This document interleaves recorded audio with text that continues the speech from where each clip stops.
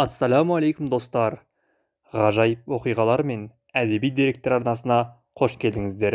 Бүгін сіздермен қазақ тарихындағы қасіретті аштық жылдарындағы жан түршігерлік оқиғамен бөлісетін боламыз.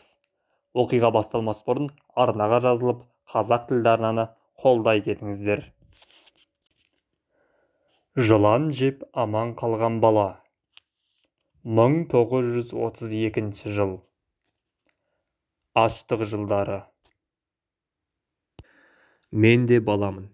Естуімше қатты қырылған Шұбартау ауданы. Сонда тұрдық.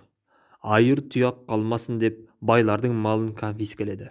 Орта шаруаға салық салды. Егін болмағандықтан астығы жоқ елдің малын тартып ортаға салды. Қазақ халқы малсыз күн көруі қиын. Шұбартау, Ақсуат аудандарынан күн көріс үшін қашқын босқындар Аягөз ауданындағы ет комбинатын қоршап алып, аш адамдар қалдық тасталған ет тағамдарын теріп жейді екен. Қиыншылықтан құтылу үшін басқа жаққа кеткен. Қытайға өткен.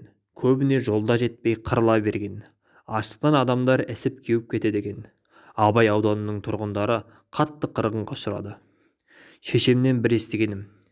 Шешем айтады. Шешесі Қайныш деген кісі. Кейіннен 1952 жылы Қызылту селосында өз қолымда қайтыс болды.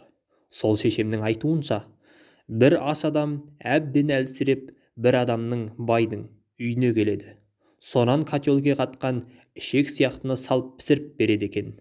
Әлгі адам әлгі шекті жеп, сорпасын түгел ішіп, далада салынған тулақтың үстіне қисая кеткен екен. Сонан аш өзегіне түсіп кеткен болуы керек, тура 1,5 сәтке сезбей ұйықтапты. Ісіп кеуіп, өне бойын бит қаптап кеткен екен. Сонан көзін ашып тұрса, өн бойының ісігі қайтқан, қатты терлеген екен. Сөйтіп өлмей аштан аман қалған. Кейіннен әлгі адамның үстінде бірде-бір бит түспейтін болыпты. Сөйтсе әлгі жеген ішегі жыланның өзі, яғни жыланның кепкен еті екен. Дәрілік қасиеті мол ғой шіркіннің. Тіпті мына жылқы малы лоңқа болып ауырып қалса, кебекке салып жыланды турап береді екен. Әрі жазылады, әрі семіреді. Мұндай оқиғалар қазақ жерінде ашаршылық жылдары өте көптеп кездесті. Жанын аман алып қалу үшін бас сауғалап Ташкентке кеткен қазақ бауырларымыз қаншама. Хангелдин Совет Адамұлы, Семей облысы, Үржар ауданы.